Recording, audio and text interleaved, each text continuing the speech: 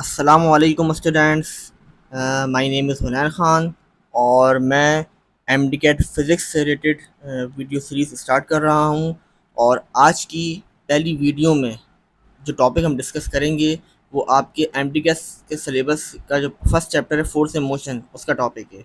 और आज का टॉपिक जो है वो है relation between momentum and kinetic energy.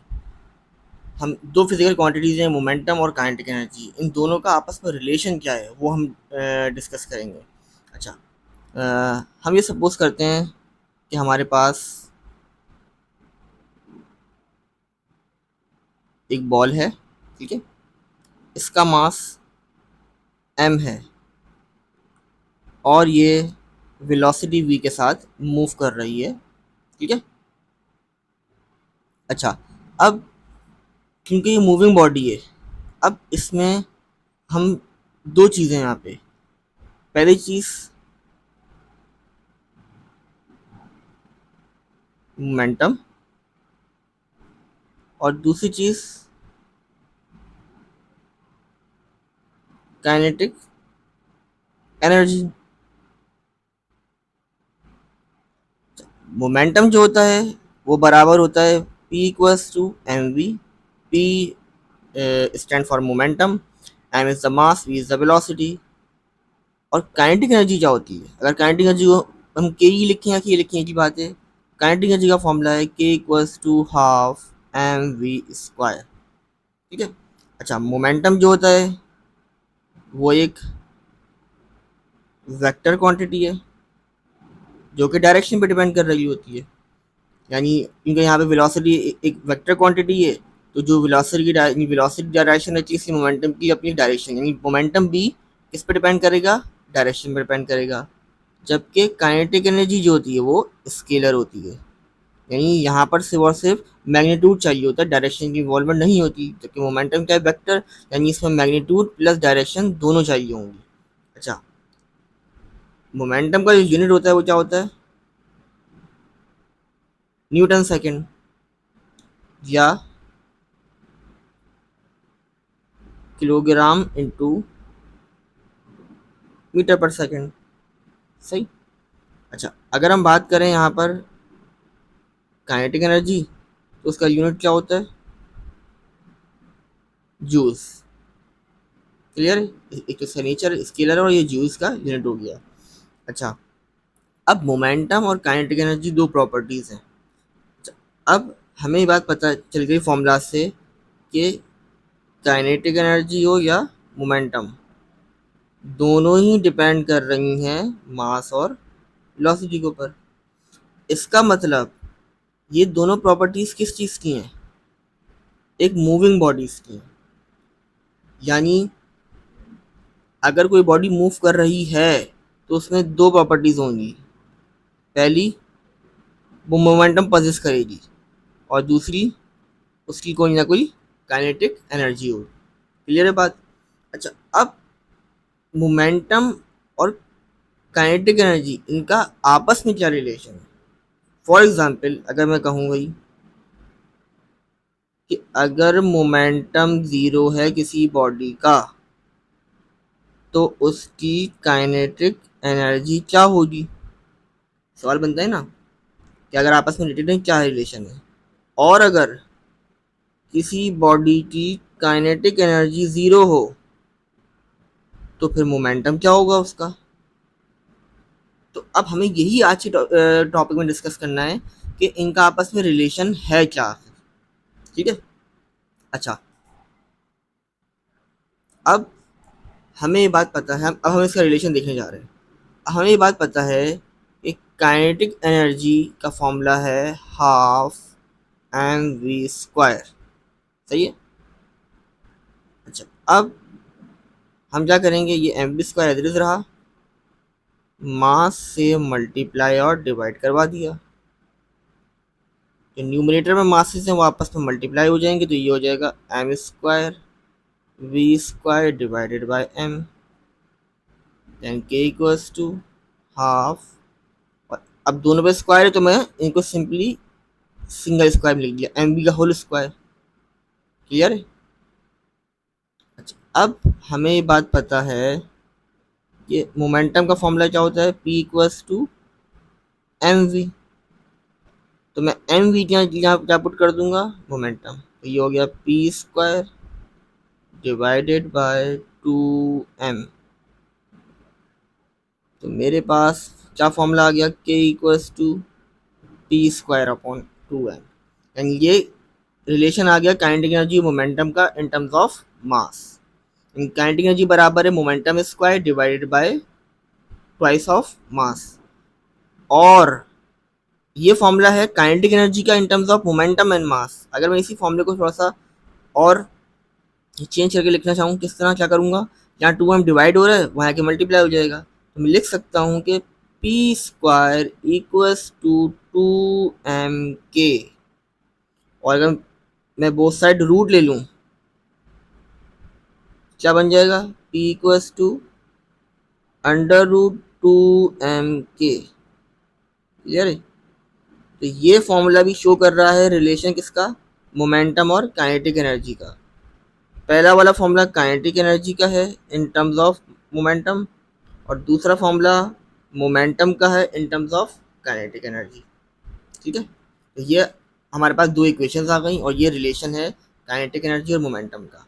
अच्छा, अब इस रिलेशन से जो हमने पीछे सवाल किया था कि अगर एक बॉडी का मोमेंटम जीरो है तो उसकी काइनेटिक एनर्जी क्या होगी, या अगर किसी बॉडी की काइनेटिक एनर्जी जीरो है तो उसका मोमेंटम क्या होगा, अब उस सवाल का जवाब ये रिलेशन हमें देगा। अब सपोज करें अगर मैं फॉर्मूला नंबर 1 देखूं काइनेटिक एनर्जी का, पी स्क्वायर अपॉन 2m। अगर यहाँ पर मैं मोमेंटम, हमें गिवन कंडीशन है कि मोमेंटम जीरो है, तो क्या कंडीशन आ गई, पॉइंट को नोट कर लें। पहली कंडीशन क्या है कि अगर मोमेंटम जीरो हो जाए किसी बॉडी का, मोमेंटम जीरो है, हम कहेंगे बॉडी इसका मोमेंटम जीरो है, तो उसकी काइनेटिक एनर्जी क्या होगी। सिंपली अगर मैं फर्स्ट फॉर्मूले में पी स्क्वायर अपॉन 2m की, यहाँ पे 2 और m तो एज इट इज है, मास की वैल्यू फिक्स है, उसकी मास तो होगा। अब उसका मोमेंटम अगर जीरो हो जाए तो पूरा फैक्टर क्या हो जाएगा, जीरो। तो हम कह सकते हैं भाई कि ऐसी बॉडी जिसकी मोमेंटम जीरो हो जिसका, तो उसकी काइनेटिक एनर्जी भी क्या हो जाएगी, जीरो हो जाएगी।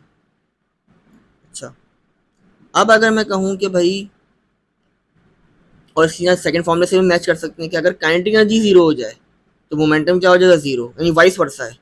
अगर मोमेंटम जीरो है तो काइनेटिक एनर्जी भी जीरो होगी। अच्छा, अब अगर मैं कहूँ कि भाई कि किसी बॉडी का जो मोमेंटम है वो नॉन जीरो है, यानी ये जीरो के बराबर नहीं है, कोई ना कोई इसकी वैल्यू है, तो अब अगर मैं फॉर्मूले में पुट करूँ पी की वैल्यू, कोई ना कोई वैल्यू, तो मुझे काइनेटिक एनर्जी की कोई ना कोई वैल्यू मिलेगी। इसका मतलब काइनेटिक एनर्जी भी क्या होगी, नॉन जीरो होगी। अगर दूसरे फॉर्मूले में देखूँ काइनेटिक एनर्जी की वैल्यू पुट करूँ तो मोमेंटम मिल जाएगा, मोमेंटम काइनेटिक एनर्जी के फॉर्मूले में मोमेंटम पुट करूँ काइनेटिक एनर्जी मिल जाएगी। इसका मतलब ये दोनों आपस में किस तरह रिलेटेड है कि अगर किसी बॉडी का मोमेंटम जीरो है तो काइनेटिक एनर्जी भी क्या होगी, जीरो होगी। और अगर एक बॉडी है जिसका मोमेंटम नॉन जीरो है तो उसकी काइनेटिक एनर्जी भी नॉन जीरो होगी। क्लियर चीज़, ये कॉन्सेप्ट बहुत इंपॉर्टेंट है। अक्सर ये आ सकते हैं कि एक बॉडी मूव कर रही है, उसका मोमेंटम जीरो है, तो बताएं काइनेटिक एनर्जी क्या होगी, जीरो होगी, नॉन जीरो होगी, क्या होगी। तो आंसर क्या होगा, नॉन जीरो होगी। क्लियर है। अच्छा, ये भी पूछ सकते हैं पॉजिटिव नेगेटिव, तो ये बात रखते हैं काइनेटिक एनर्जी हमेशा आपके पास पॉजिटिव होगी आपके पास। अच्छा, तो अगर हम मैग्नीट्यूड की बात करें अगर, अच्छा, तो ये तो हमारे पास रिलेशन हो गया। अब इसी रिलेशन को सामने रखते हुए हम कुछ इंपॉर्टेंट केसेस डिस्कस करेंगे। आई होप यहाँ तक आप लोगों को कॉन्सेप्ट क्लियर हो गया होगा। आगे बढ़ते हैं। सबसे पहले देखते हैं हम केस 1। केस 1, केस 1 क्या है कि if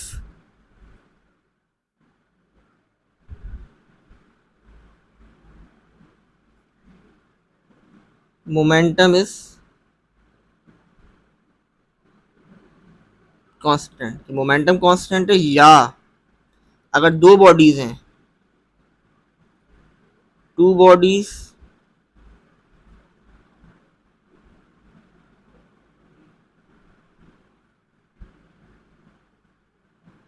having same momentum.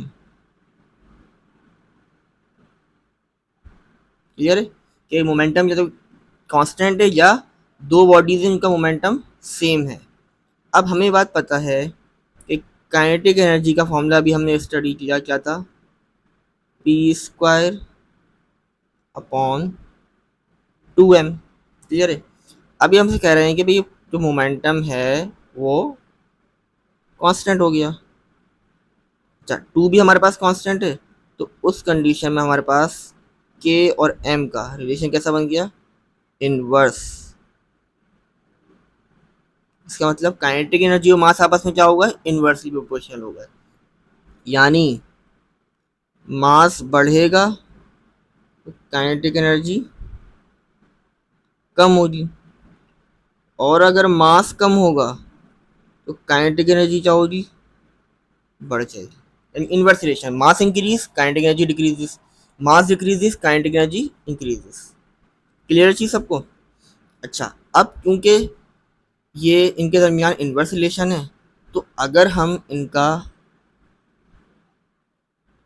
Graph draw करें,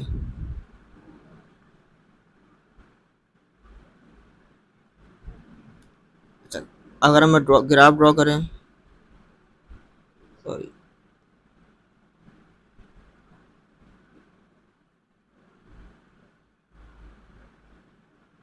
तो हमारे पास दो एक्सिस हैं, एक्स एक्सिस और y axis. Positive x axis पे हम क्या ड्रॉ करेंगे, मोमेंटम, और पॉजिटिव वाई एक्सिस पे हम क्या ड्रॉ करेंगे, काइनेटिक एनर्जी को। अच्छा, अब रिलेशन कैसा है, इनवर्स रिलेशन है। ठीक है, अच्छा सॉरी सॉरी, यहाँ पे मोमेंटम, यहाँ पे मास है, मोमेंटम तो कांस्टेंट है हमारे पास, तो यहाँ पे हम क्या लेंगे, मास लेंगे। हमें ग्राफ बनाना है काइनेटिक एनर्जी और मास से, तो मास हमारे पास पॉजिटिव एक्स एक्सिस पे और kinetic energy positive y axis पे। अच्छा, अब ये है इनवर्स रिलेशन, के जो है वो मास से इनवर्सली प्रोपोर्शनल है। तो उस कंडीशन में हमारे पास यहाँ ग्राफ क्या आ जाएगा, इनवर्स रिलेशन है, तो इनवर्स रिलेशन के लिए हमारे पास इस तरीके का ग्राफ आता है। ठीक है, ये याद रखना आपने ये इनवर्स रिलेशन के लिए। अच्छा, तो ये तो ग्राफ आ गया। अच्छा, कि अगर मोमेंटम कांस्टेंट हो किसी बॉडी का और काइनेटिक एनर्जी और मास जो आपस में इनवर्सली प्रोपोर्शनल है, उनका ग्राफ इस तरीके से होगा ड्रॉ।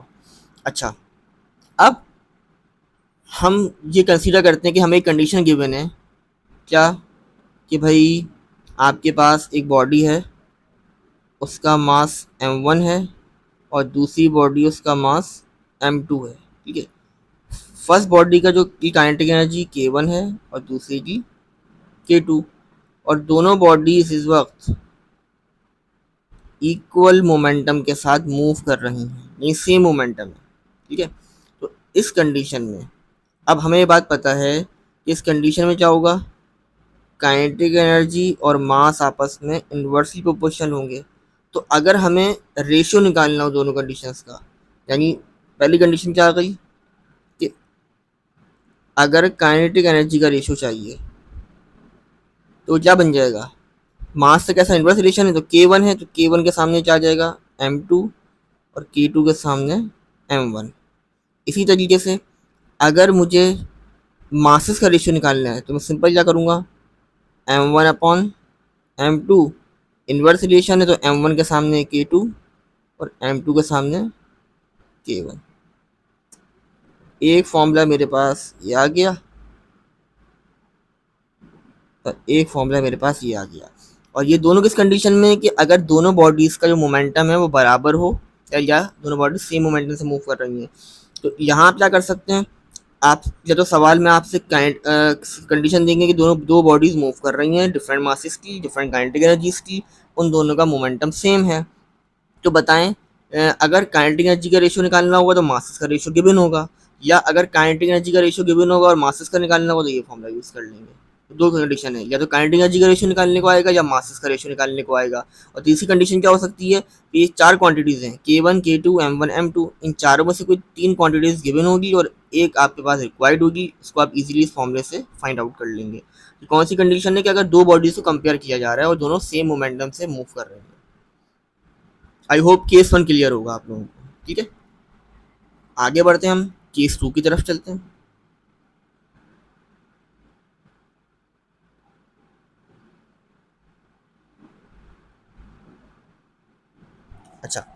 अब केस 2 की अगर हम बात करें तो पहला केस हमने क्या पढ़ा कि अगर मोमेंटम कांस्टेंट हो। दूसरी कंडीशन में हम ये पढ़ेंगे कि अगर काइनेटिक एनर्जी कांस्टेंट है और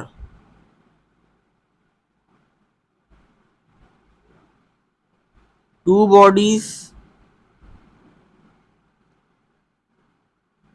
हैविंग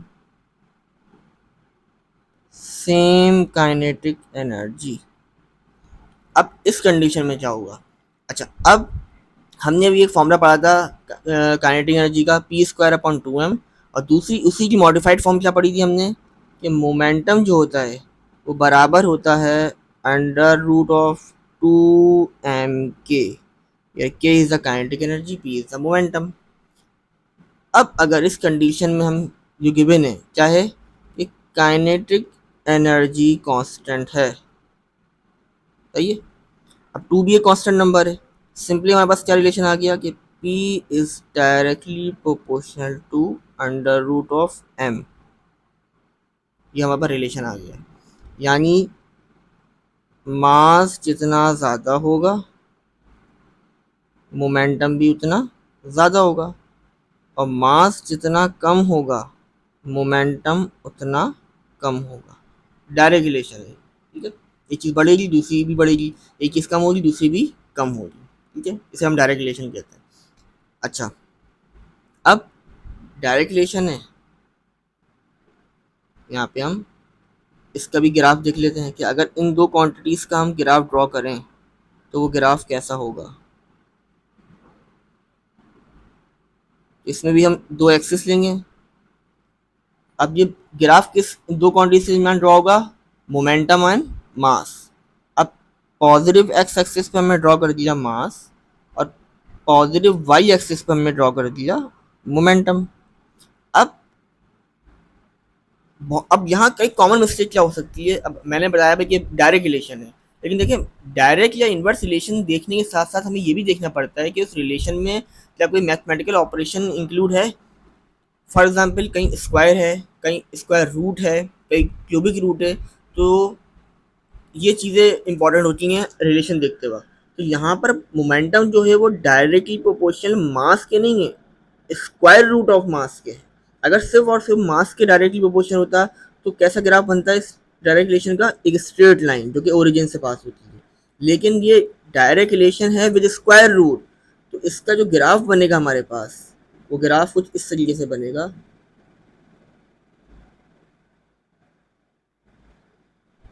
क्लियर है?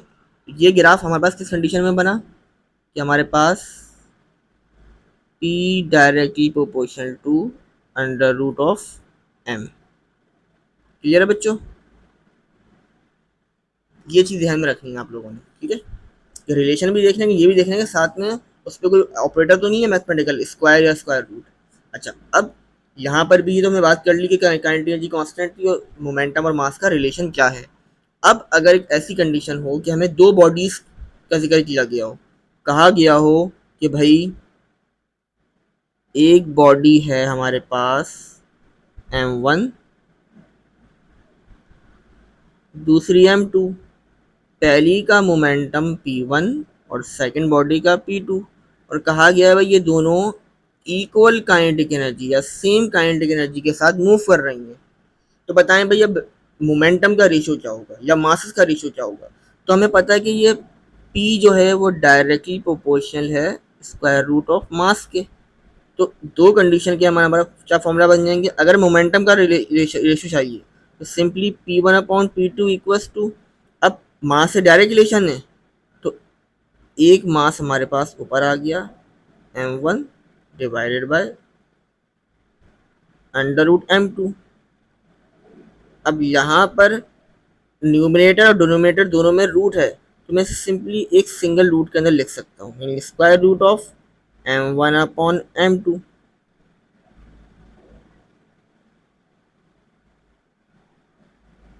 एक रिलेशन ये आ गया हमारे पास। अच्छा, दूसरा, अगर यहाँ पर ये तो हो गया मोमेंटम का रेशियो, अगर मासेस की रेशियो की बात की जाए तो अब हमें पता है कि यहाँ पे स्क्वायर रूट आ गया, तो अगर मैं बोथ साइड स्क्वायरिंग कर दूँ तो रूट वाली साइड कैंसिल आउट हो जाएगी और दूसरी साइड पे क्या आ जाएगा, स्क्वायर। सिंपली मैं लिख सकता हूँ m1/m2 equals to p1/p2 whole square. ये मेरे पास सेकंड कंडीशन आ गई। यानी पहली कंडीशन में हम अगर मासेस का रेशियो गिवन है तो मोमेंटम का रेशियो निकाल लेंगे, और अगर मोमेंटम का रेशियो गिवन है तो मासेस का रेशियो निकाल लेंगे। या तीसरी कंडीशन क्या हो सकती है, चार क्वांटिटीज हैं P1 P2 M1 M2, कोई तीन गिवन होगी, एक अननोन होगी आपके पास, तो वो हम इजीली इस फॉर्मूले से फाइंड आउट कर लेंगे। तो ये हमारा केस टू डिस्कस हो गया जिसमें काइनेटिक एनर्जी कांस्टेंट थी या दो बॉडीज सेम काइनेटिक एनर्जी से मूव कर रही थी। तो मोमेंटम और मास का आपस में क्या रिलेशन था वो हमने डिस्कस किया। अब इसके बाद हमारे पास हमारा नेक्स्ट केस है, केस नंबर 3।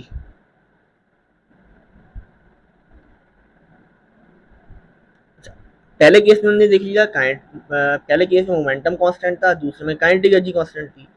अब अगर हमारे पास तीसरा फैक्टर क्या बचता है, हमारे पास मास। अगर मास कांस्टेंट है, इफ मास इज कांस्टेंट और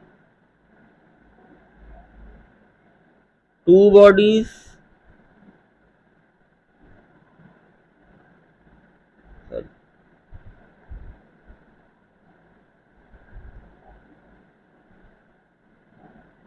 two bodies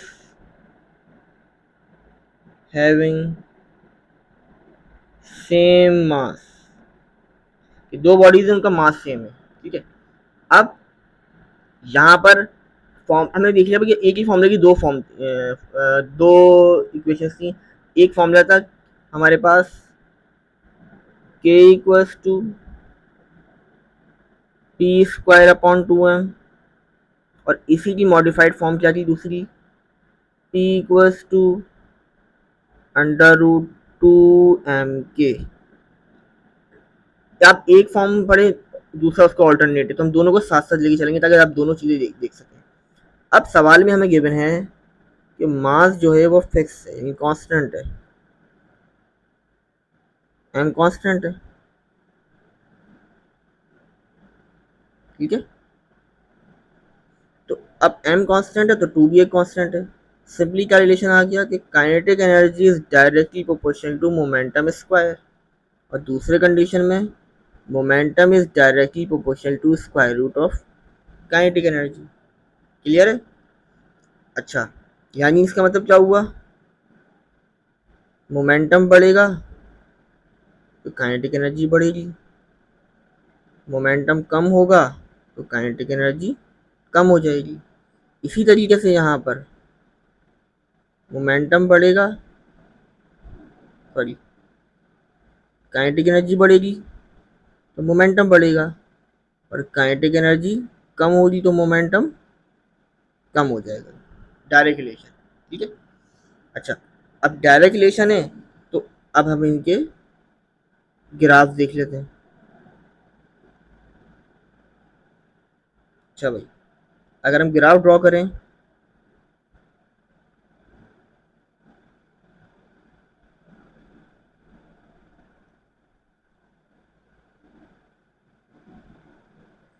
इस कंडीशन में हमारे पास क्या है, मोमेंटम और काइनेटिक एनर्जी, और यहाँ पर काइनेटिक एनर्जी और मोमेंटम। अच्छा, अब काइनेटिक एनर्जी और मोमेंटम जो है इनका आपस में रिलेशन कैसा है, काइनेटिक एनर्जी डायरेक्टली प्रोपोर्शनल है मोमेंटम के स्क्वायर के। अब फिर वही बात कि अगर इसे इस काइनेटिक एनर्जी सिर्फ डायरेक्टली प्रोपोर्शनल मोमेंटम की होती तो कैसा ग्राफ होता है, स्ट्रेट लाइन होती, ओरिजिन से पास हो रही होती। लेकिन यहाँ डायरेक्ट रिलेशन मोमेंटम से नहीं है, उसके स्क्वायर से है। तो उस कंडीशन में हमारे पास जो ग्राफ बनेगा वो कुछ इस तरीके से होगा। क्लियर है? ये किस कंडीशन में, जब काइनेटिक एनर्जी डायरेक्टली प्रोपोर्शनल है मोमेंटम के स्क्वायर के।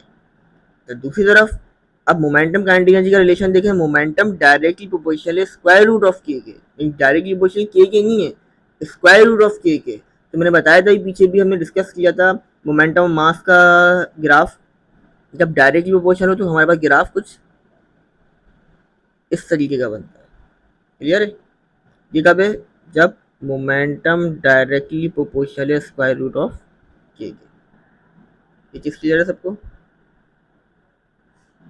अच्छा, अब यहाँ पर वही चीज जो हमने अभी पीछे रेशियो वाली कंडीशन की थी कि अगर हमें दो कंडीशन दे दी जाए कि भाई आपके पास दो बॉडीज हैं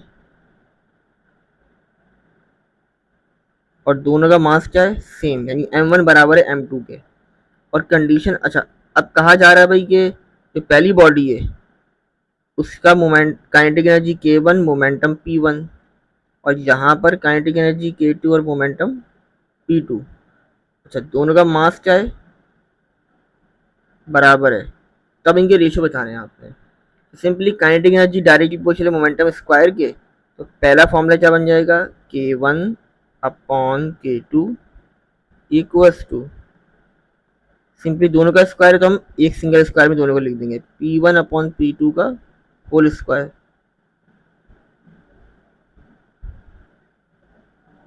एक रिलेशन तो ये हो गया हमारे पास।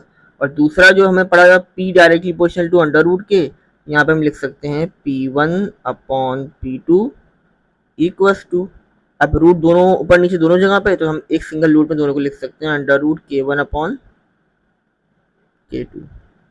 ये हमारे पास दूसरी इक्वेशन आ गई रेशियो की। अब यहाँ पे वही बात कि अगर सवाल में कंडीशन दें कि मासेस सेम है, अगर मोमेंटम का रेशियो गिवन है और काइनेटिक एनर्जी का रेशियो निकालना है, तो ये हमें फर्स्ट इक्वेशन यूज कर लेंगे k1 upon k2 equals to p1 p over upon p2 का होल स्क्वायर। और अगर कंडीशन गिवन है कि काइनेटिक एनर्जी का रेशियो है मौजूद और मोमेंटम का रेशियो निकालने, तो सेकंड इक्वेशन यूज कर लेंगे, यानी p1 upon p2 equals to under root k1 upon k2। ये दो कंडीशन हो गई। और तीसरी कंडीशन क्या आ सकती है? चार क्वांटिटीज है, k1 k2 p1 p2, चार में से कोई तीन गिवन होगी, एक अननोन होगा। ठीक है, तो ये हमारा केस 3 हो गया जिसमें हमारा मास कांस्टेंट था या दो बॉडीज सेम मासेस रख ली हैं, तो उसमें काइनेटिक एनर्जी और मोमेंटम का क्या रिलेशन होगा, उनके क्या ग्राफ्स होंगे और रेशियो किस तरीके से फाइंड आउट कर सकते हैं। ठीक है, तो ये हमने तीन इम्पॉर्टेंट केसेस में डिस्कस किए। अच्छा, आगे बढ़ते हैं। अच्छा, अब एक इम्पॉर्टेंट पॉइंट और एक इम्पॉर्टेंट हम चीज़ डिस्कस करने जा रहे हैं, क्योंकि ये एक कॉन्सेप्ट हमारे पास पास पेपर में आ चुका है, इससे रिलेटेड क्वेश्चन, तो मैं यहाँ पे वो डिस्कस करना चाह रहा हूँ। तो एक नोट का मतलब ये है कि कोई इंपॉर्टेंट चीज़ है जो मैं लिखवाना चाह रहा हूँ। अच्छा, अब हमने अभी एक फॉर्मूला पढ़ा था, हमने जो काइनेटिक एनर्जी मोमेंटम का रिलेशन पढ़ा है वो क्या है? काइनेटिक एनर्जी बराबर होती है momentum square divided by 2m। ठीक है, अच्छा, अब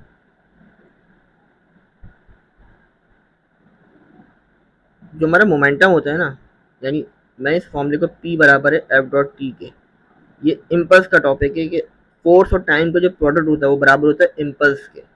तो मैं यहाँ पर इस फॉर्मूले में पुट कर सकता हूँ एफ डॉट टी का whole square divided by 2m। ठीक है, अच्छा, अब हमें ये बात भी पता है कि अगर किसी बॉडी पे वर्क डन किया जाए, फोर्स लगाई जाए और वर्क डिस्प्लेस करे, तो हम कहेंगे इसमें वर्क हुआ है। और अगर उस फोर्स की वजह से उस बॉडी में एक्सेलरेशन प्रोड्यूस हो जाए, ठीक है, एक्सेलरेट कर जाए बॉडी, तो उसमें काइनेटिक एनर्जी प्रोड्यूस हो जाएगी। तो होगा क्या कि बेसिकली जो उस बॉडी में वर्क डन हुआ होगा वो उस बॉडी में काइनेटिक एनर्जी स्टोर हो जाएगा। ठीक है, यानी ये बॉडी पे फोर्स लगी और वो डिस्प्लेस होती है, और बेसिकली इन टर्म में हम कहते हैं वो एक्सेलरेट होती है, उसकी वेलोसिटी में चेंज आता है। तो क्या होगा कि जो वो वर्क डन किया गया है वो उसमें क्या होगा, ऐसा काइनेटिक एनर्जी स्टोर हो जाएगा। तो मैं वर्क डन बोलूँ या काइनेटिक एनर्जी बोलूँ, बात बराबर है। तो मैं इसी क्वेश्चन को लिख सकता हूँ, वर्क बराबर है काइनेटिक एनर्जी और वो बराबर है एफ डॉट टी का whole square divided by 2m। ठीक है, अच्छा, अब ये उस वक्त तक तो इक्वेशन सही है कि अगर एक सिंगल फोर्स गिवन है, फोर्स गिवन थी, टाइम अच्छा मोमेंटम नहीं गिवन है आपको, बल्कि फोर्स और टाइम गिवन है। ये फोर्स लगी एक इतने टाइम पीरियड के लिए एक बॉडी पे जिसका मास m है, तो उसमें इसकी काइनेटिक एनर्जी क्या होगी या उस पर क्या वर्क डन होगा, तो वो हम इस फॉर्मूले से कैलकुलेट कर लेंगे। अच्छा, एक सिंगल फोर्स गिवन है तब तक तो कोई इशू नहीं है, हम इजीली ये फॉर्मूला यूज कर लेंगे और हमारा आंसर आ जाएगा काइनेटिक एनर्जी या वर्क का। लेकिन अगर ऐसा सवाल आ जाए जिसमें एक से ज़्यादा फोर्सेस मौजूद हैं, फॉर एग्जाम्पल 2 फोर्सेस गिवन है, ठीक है, बहुत ज़्यादा फोर्सेस नहीं गिवन होंगी आपको, ज़्यादा से ज़्यादा 2 फोर्सेस गिवन होंगी।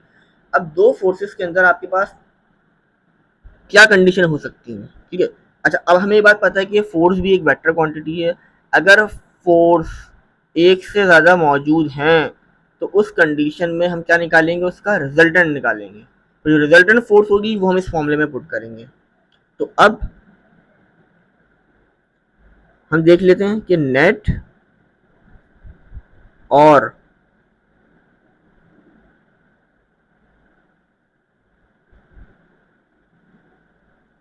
Resultant force,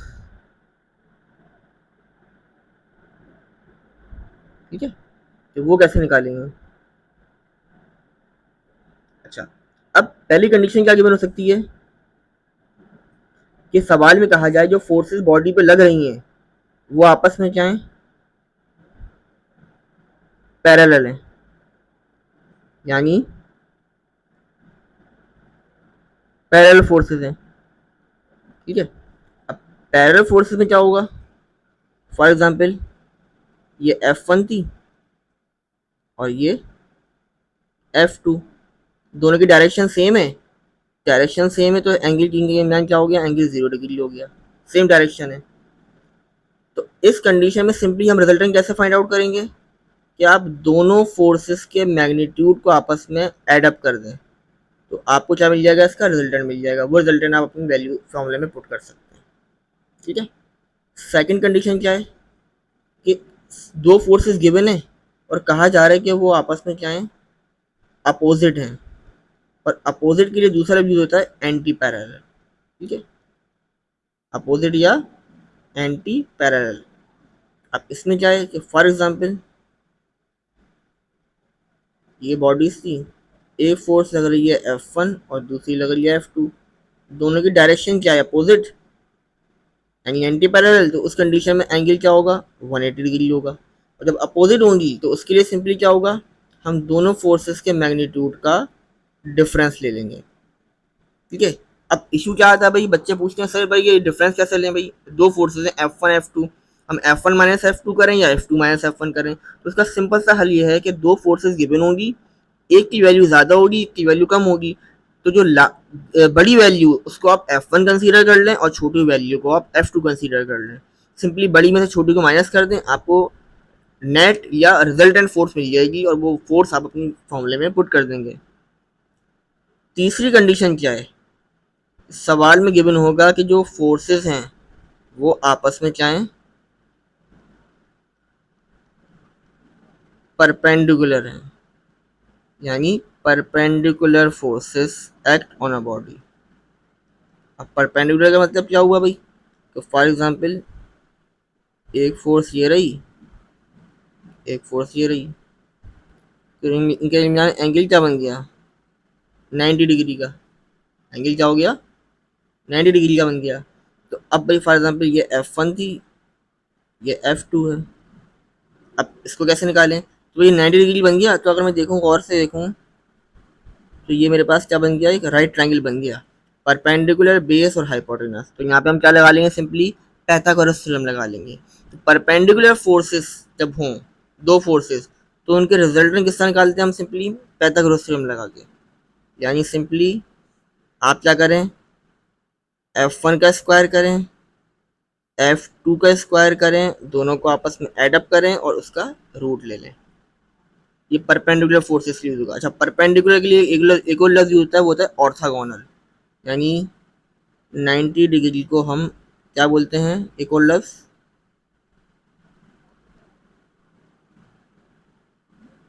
orthogonal.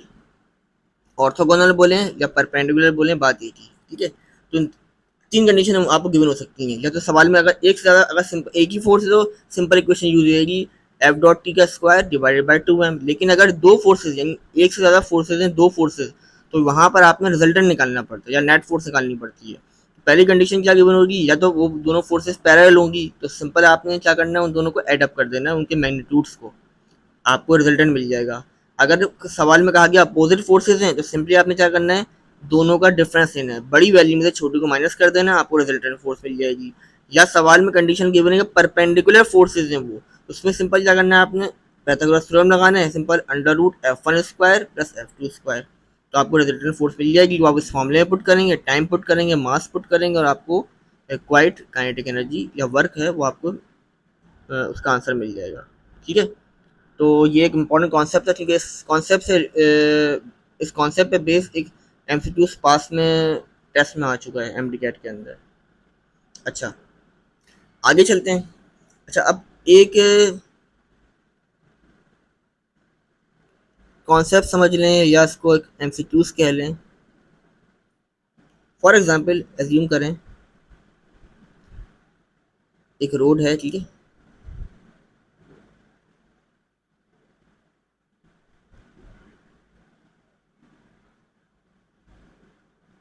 मिसाल के तौर पे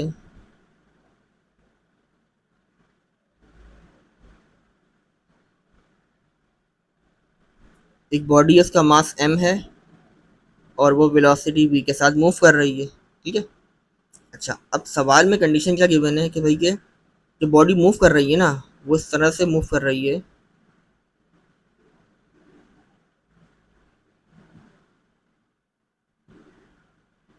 कि इस बॉडी की काइनेटिक एनर्जी और मोमेंटम आपस में बराबर हैं।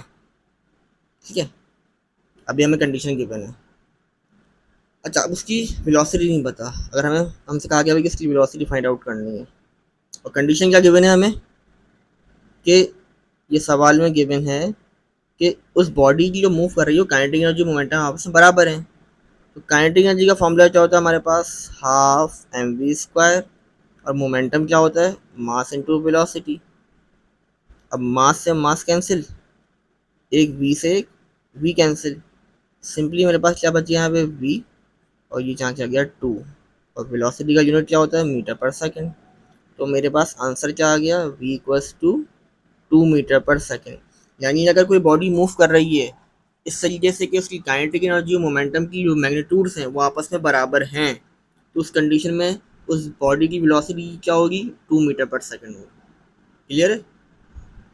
अच्छा, तो यहाँ पर ये हमारा ये टॉपिक मैंने डिस्कस किया है यहाँ पे, और मैं उम्मीद करता हूँ कि आपने बहुत चीज़ें सीखी होंगी और काइनेटिक एनर्जी और मोमेंटम की जो आपस में रिलेशन है इसका कॉन्सेप्ट आप लोगों को क्लियर हो गया होगा। ठीक है, तो आज की इस वीडियो में बस इतना ही।